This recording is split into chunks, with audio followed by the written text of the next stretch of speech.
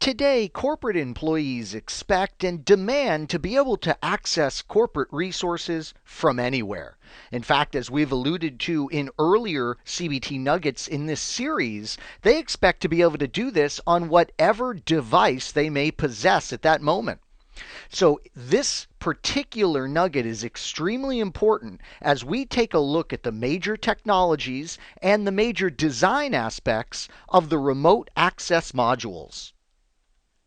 We'll go ahead and break this particular CBT nugget up into three main areas. First, we'll take a tour of some of the main WAN technologies that we're going to find popular today. We'll then talk about the Enterprise Wide Area Network module and the important Enterprise Branch Office module. So lots to do in this particular CBT nugget. Let's get started.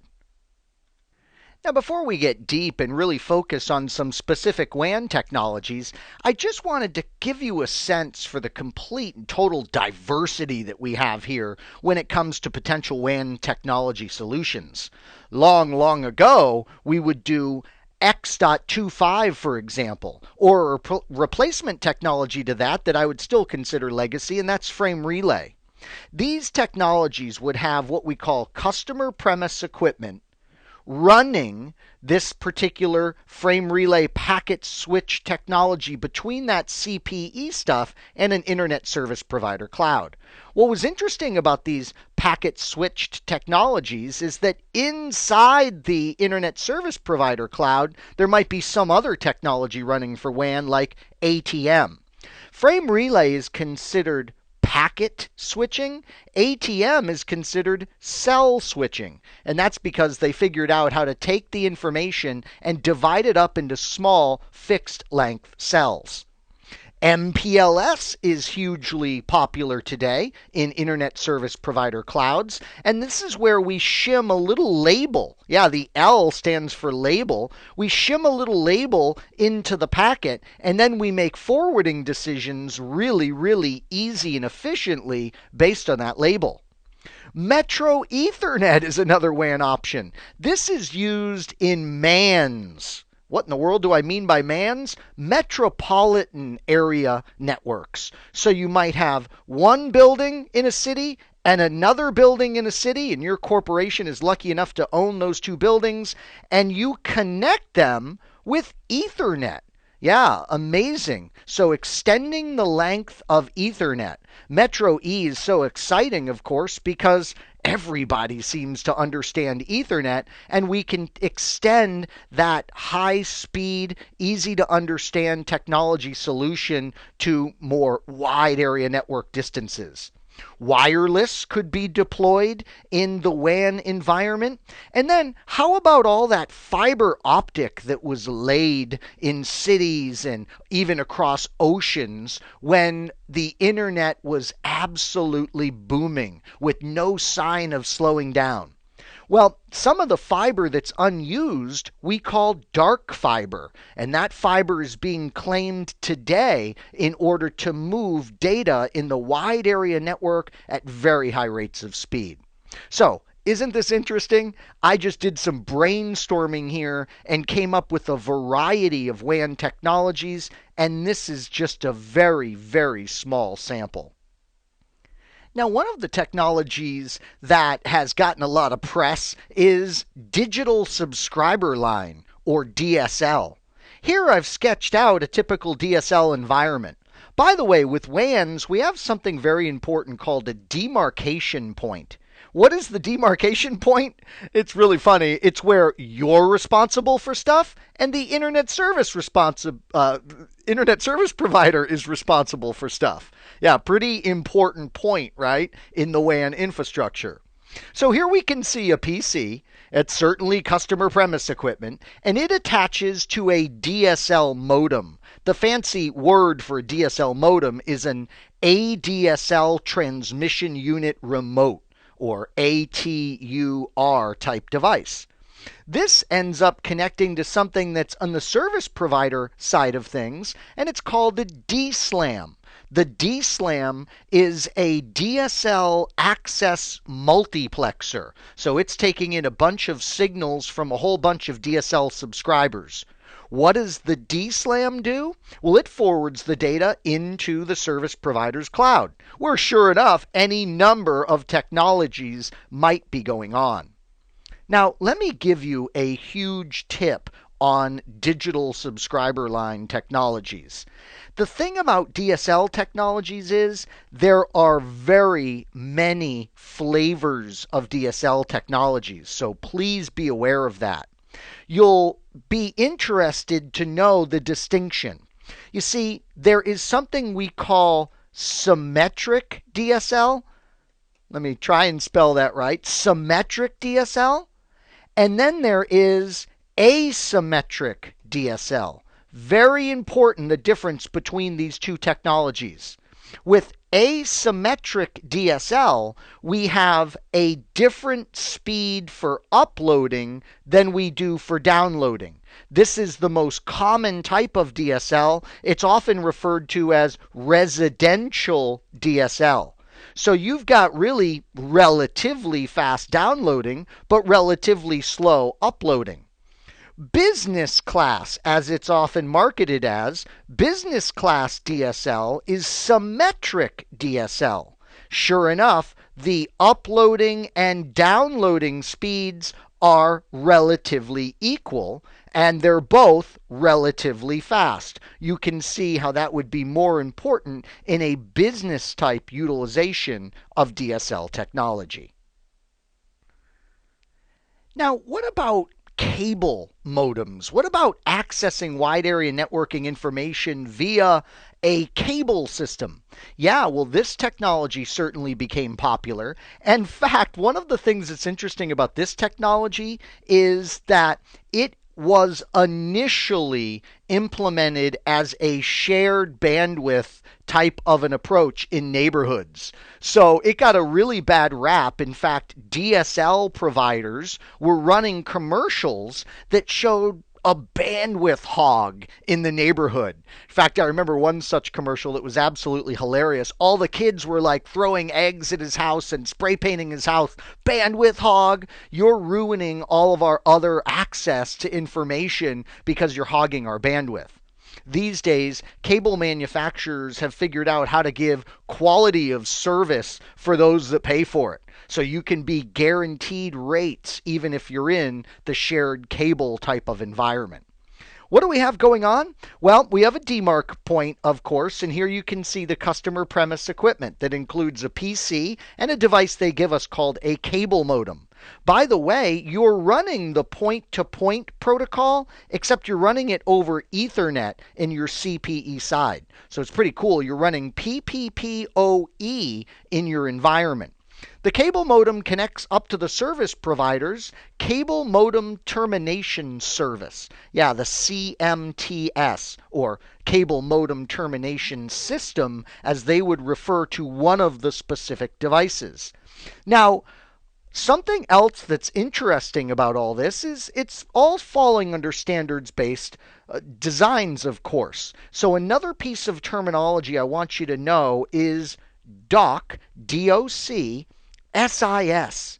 Yes, cable modem technology and cable signaling technology all falls under what is called the Data over Cable Service Interface Specifications. So, when the service provider is shopping for their CMTS, when they are picking out your cable modem, when we are talking about the signaling between these devices, it is all specified in the DOCSIS standards. Now, one of the things that kind of plagues us in our industry is the fact that a simple term like wireless is just nowhere near descriptive enough. In fact, I could just imagine someone walking around some corporate party saying, "Yeah, I'm an expert in wireless." Well, I would quickly say to that individual, "Okay, now wait a minute. What do you mean by wireless?" Right off the top of my head, I can think of 3 different things that we could mean by wireless. Probably the first that most think of today is wireless local area networking. You know those standards like 802.11g or 802.11n. And by the way, you can capitalize those once they become official standards. Isn't that interesting? So 802.11g, lowercase g, is how we referred to it when it wasn't official. When it becomes official, you can uppercase the g. Pretty neat. But so with wireless, most of us think, oh, yeah, wireless local area networking. And we think about hopping on and accessing wide area networking when we are sitting at a local coffee shop. Insert your favorite coffee shop mentality right there, right? Okay. Now, what would be a second type of wireless? Well, what we call mobile wireless. In fact, for many people, this is what they would think of, right? Sure, they think about getting on their cell phone. Cell phones used to look like this, right? Flip phones. Actually, cell phones used to look like this. They were the huge bricks with a big rubber antenna. Now, of course, we know our cell phone is our PDA, our amazing little tablet device, our little miniature tablet that fits in our pocket. We're not here to talk about the evolution of cell phones, but we know they're going to operate thanks to wireless communications. And that's an entirely different set of technologies than wireless LAN. I mean, sure, we're sending data through the air and it's remarkable, but there's a different set of technologies involved. And then finally, a third area that I could think of right off the top of my head is what we call bridge wireless. This is where we have like a building and we go ahead and we set up equipment to send technically wide area networking information over to another building. So let's be careful today when we say that we're an expert at something. It may be that we need to really quantify that. For instance, I would consider myself pretty darn good in the area of wireless LANs and wireless bridging technology, but I am a newbie when it comes to the ins and outs of cellular wireless. Now, what about carrying data for the WAN over those fiber optic infrastructures that we know exist out there?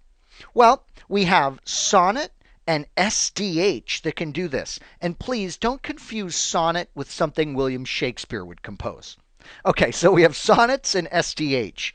Sonnet is an ANSI specification, and SDH is kind of the equivalent specification, but it was proposed by the ITU. It's interesting because if you're in Europe, you'll typically see SDH used widely. If you're in Asia and the Pacific Rim, you would see SONET more frequently, for example. SONET and SDH often come up in discussions of topologies because SONET and SDH are example of dual ring topologies. Yeah, when you're studying topologies in networking, you first study the single ring type of topology that would be used in the legacy token ring. And everyone in class kind of groans because who wants to talk about something that's really dead like token ring? But then you get them all excited and you talk about a dual ring topology that might be found in SONET or SDH. This is guaranteed bandwidth technology, and it's called optical carrier rates that we use to talk about the speed that you just purchased. For instance, if you say, hey, I just went out and bought myself an OC1, that would be the equivalent of approximately 51 megabits per second. That probably wouldn't impress your friends much these days. But if you said, you know what, I just purchased an OC255, your friends might be a bit more impressed because you would have an approximate 13 gigabit per second technology. So we measure the speeds of our SONET or SDH in these optical carrier rates. Now, as far as getting IP over this particular optic technology, there are two ways to do it. There's ATM, so you use ATM to get the IP over the SONET or the SDH ring, or you can use what's called Packet over SONET or POS. So, two competing technologies there. So, when we want guaranteed bandwidth, when we want the automatic recovery of a dual ring topology, and when we want to put IP over the fiber optic WAN environment, SONET and SDH are more options for us. Now, it wouldn't really be fair of me to talk about SONET and SDH without doing two things with one stone here. And that is, number one, giving you an acronym that you can know and you'll sound really, really educated about WAN technologies, particularly optical WAN technologies. And then the other thing is you really should know about this because it is a key technology that SONET and SDH would use. It's called dense wavelength division multiplexing. Yeah, next time your boss taps you on the shoulder and says, "What are you working on?" just turn and say, "I'm working on dense wavelength division multiplexing." Look, what does the word multiplexing mean? Whenever we hear multiplexing, don't think about the cinema. Think about the fact that with multiplexing, we're talking about how to very efficiently get multiple signals on some type of media. Yes, this is used in SONET and SDH to really optimize the bandwidth usage of that technology. So when you hear dense wavelength division multiplexing, just realize it's a way to improve the utilization of data signals on that optical fiber. Now, I know what you're thinking. You're thinking, oh my goodness, there's so much variety here. How would I ever go about helping a company design their wide area networking? I mean, how would I possibly sort through all these options and come up with what's right for them? And then you have that light bulb moment. You go, oh, I know what Anthony's going to say. It's going to be all about the money. Show me the money and make sure I'm getting the correct WAN technology for an organization based on price. Well, keep in mind that this gets pretty complex too. For instance, is the price going to be just based on the particular, what we call access circuit that we are purchasing? And is this going to vary based on bandwidth available? Is it going to vary based on distance? Something else to think about is how long does it take to provision? So, in other words, if we pay the least expensive rate, is it going to take like 120 days for us to get our circuit? And how long are we stuck in this particular contract? Remember we talked about dark fiber? That's where you can go ahead and purchase a portion of the fiber infrastructure that was previously unused. Contracts for dark fiber literally are 20 years oftentimes. So yeah, the huge corporations that own that dark fiber say, yeah, you can have some, but you need to commit to us to use it for 20 years. So there is a lot that has to be thought of in this simple topic of price when it comes to the WAN. Remember the Alamo? No. Remember PPDIOO when it comes to designing your WAN for your particular client. Remember the methodology we discussed for that lifecycle model? We want to analyze the network requirements of the customer. Yeah, I mean, what kind of apps are they thinking about running? What type of bandwidth requirements? How much money do they have? How much expertise in these various areas do they have?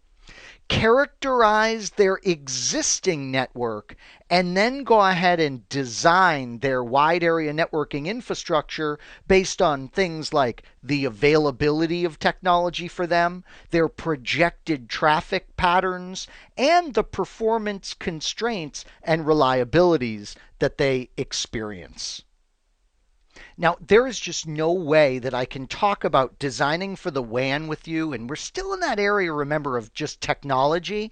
There's no way I can discuss this with you without getting into one of my favorite topics. And you might say, Anthony, now wait a minute, are you just doing this because it's one of your favorite topics? No, of course not.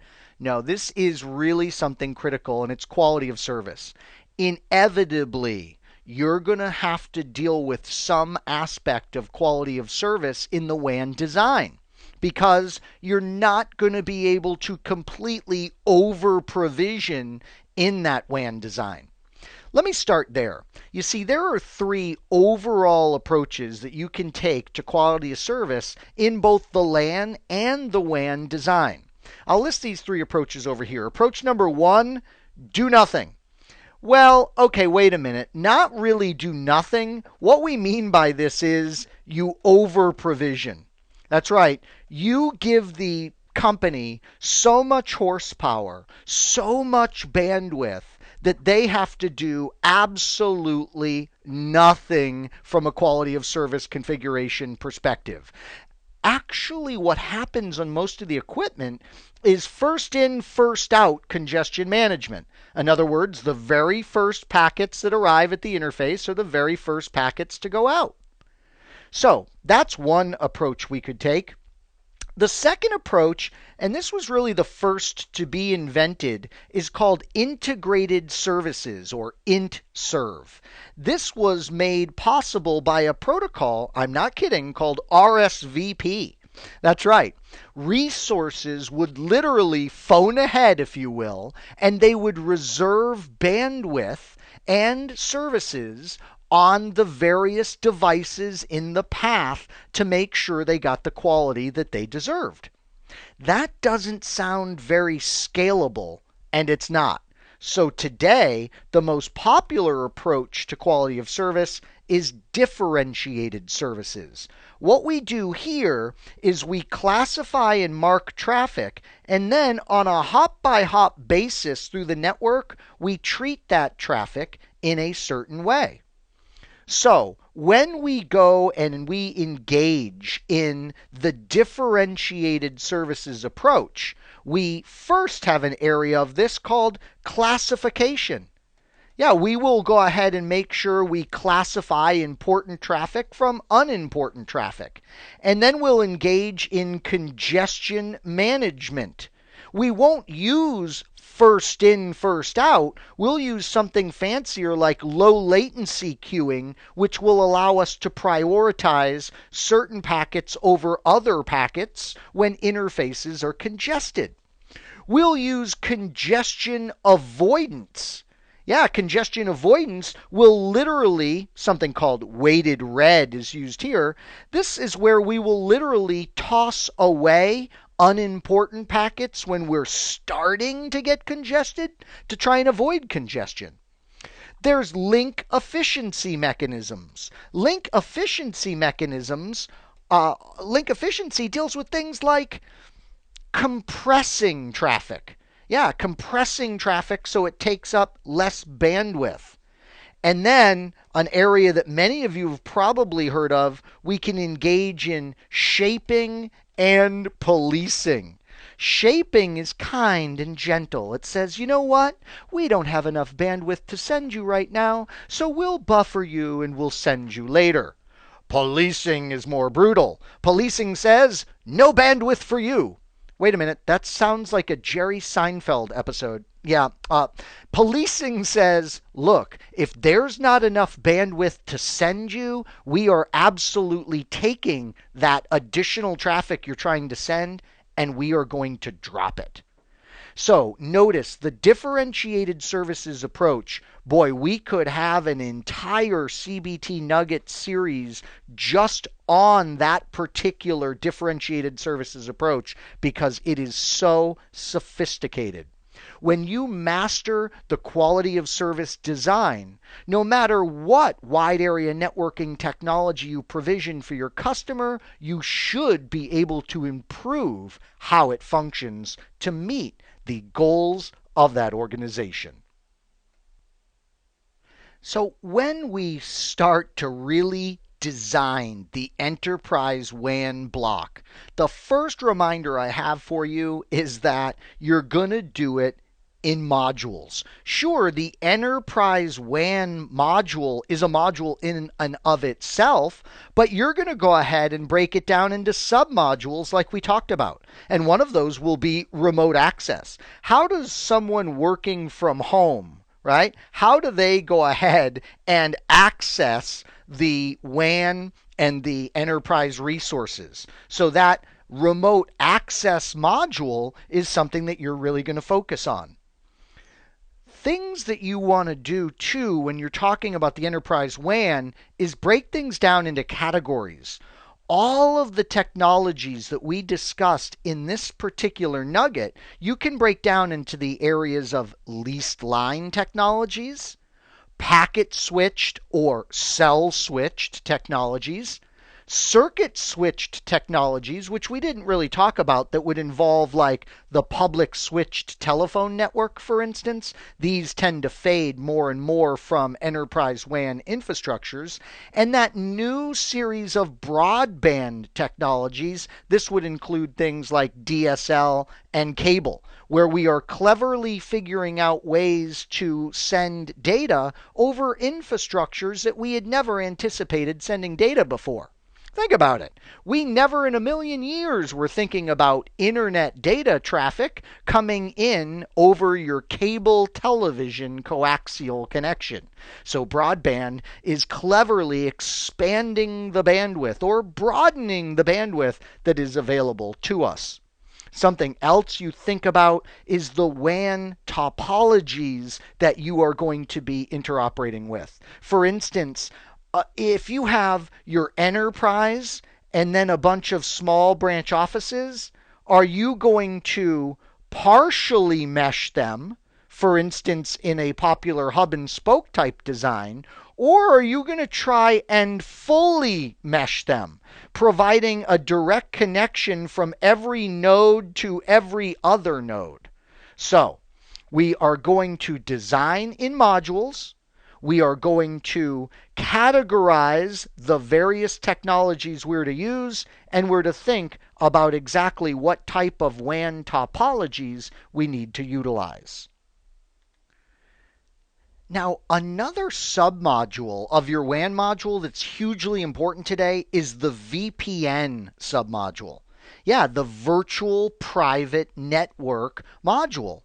We know that we may have remote access type VPN connections. This is where someone from home connects to the corporate resources over the internet. Yeah, they use the public internet to make a secure connection.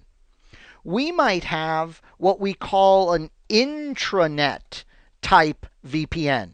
This is for one branch office to communicate to headquarters. Notice it's stuff that's internal to our organization, but then we may have an extranet VPN. This is where we allow partners to securely connect to our headquarters, for instance, and access certain information. But perhaps one of the biggest concerns here with VPNs is who runs it, who manages it. For instance, is it the company or the enterprise? If so, they're probably going to use IPsec. They're going to set up the IPsec and manage it themselves between all these devices. By the way, if they have data that won't run over IPsec, like multicast, they'll use GRE over IPsec. Yeah, they'll put the multicast in a GRE tunnel, and then they'll go ahead and use IPsec for that. Cisco has an EasyVPN solution. What's funny about this is it's very complicated to set up, but then once you set it up, individuals can use your VPN equipment very seamlessly. So those are VPN technologies that the enterprise would be in charge of troubleshooting and managing. But what about the service provider just handling the VPN stuff for us? Well, great examples of this are MPLS. We talked about it earlier. Multi-protocol label switching VPNs are something that the service provider can just handle for us. How about that Metro E? Yeah, Metro Ethernet can provide our VPN services across town, and that's something the service provider will handle. And then another area called Virtual Private LAN Services, or VPLS. Now, what does VPLS do, you might ask? Well, it's a way in which that Ethernet type of technology can be sent over MPLS. Yeah, so you're literally bridging the Ethernet over the MPLS network as a way in which to do the WAN. And again, that's something that the service provider is going to handle and manage for you. Now, if you're engaged in a WAN design for an organization and they say, Anthony, our WAN implementation is absolutely critical, as you know, the WAN can never be down. We want better than 99.999% uptime. Well, you might say to them, look, we need a backup solution, and I want you to spend the money that's going to be required to have a permanent secondary WAN connection. That's right. It is up. It's established. It's sitting there doing nothing unless it needs to do something. And I mean, that obviously is going to give you an amazing solution in terms of high availability. A less expensive option is to do what's called a shadow PVC. Yeah, so we have this branch office, we have the corporate headquarters, there is this main PVC that we use all the time, and then there is one that can be provisioned really quickly in the event that it needs to be. Notice it's not always there. Yeah, it's just going to be a permanent virtual circuit that can be created. I chuckle because the word permanent isn't actually true there, is it? Yeah, it's permanent once it's up. It's just not always up. And then another solution that is even lower cost than anything we've mentioned so far would be to say, look, let's just do an on-demand IPsec tunnel when we need that redundancy. So we might have the branch office, and we might have headquarters, and we might have an ISP, we'll say ISP A, and we have this permanent way in which we get to headquarters via that connection. Then we might have ISP-B down here, a very low-cost internet connection, and bang, if we need to, we'll bring up a VPN tunnel across that alternate path. So, WAN backup, definitely something to think about if the organization needs it, and I'm sure you're not surprised we're going to have choices within that choice if we should implement it. Now, before we move and talk about the branch, let's just wrap up with some final thoughts on this WAN module and its submodules. Look, let's think about some major categories we have to worry about in the design. Scalability. How well does the WAN implementation we're thinking about designing, how well will it accommodate the inevitable, hopefully, the inevitable future growth of the organization? How about that availability? We talked about backup links and things of this nature to make sure it provides the WAN availability the company needs and expects. And how about the continuing operational expenses of the solution? How about the complexity of the solution? Can the organization handle that? Does it provide the appropriate voice and video support? How about the cost of the initial implementation? And finally, does the WAN solution support the network segmentation that an organization might desire? I mean, they might really shudder to think about a solution that you've designed where individuals can bring any device they want to the party at any location and access just about any information. So we have to look at the WAN design and realize, does it really provide the security type infrastructure that the company might desire? Well, this has certainly been a lengthy and complex CBT nugget that I really hope you've enjoyed. And I wrap it up by pointing out to you, your design efforts aren't done at the WAN because we're probably going to have to do branch office modules. Now, Cisco points out to us that we should come up with some method of categorization of the branch office. They suggest we start with a simple small, medium, large approach, like we're shopping for a pair of pants. Yeah, but 50 users, is that a small branch office? 100 users, is that a medium? 200 users, is that a large branch office? So that's probably a good starting point. And then we'll look at decision criteria when we're designing, like the overall number of locations, the number of devices in those locations, what scalability does each branch office might need, what availability on a branch office by branch office design. How about the security of the various branch offices? How easily do we need to remotely manage them? Do they need wireless? And of course, on a branch office by branch office basis, we have to think about the financial resources that we can attribute to that particular branch office design. So, one of the most complex areas of design by far we have seen in this CBT nugget, and it is indeed the WAN. Particularly, our discussion of designing for the wide area network centered around first the various WAN technologies that we're going to see. We said it might be a bit easy to be overwhelmed by the sheer number of technologies there are to choose from today. We then really focused on the enterprise wide area network design and the sub-modules that would go into it. And we wrapped up by talking about the fact that there are going to be branch offices that we need to design WAN solutions for. Well, I hope this has been informative for you, and I'd like to thank you for viewing.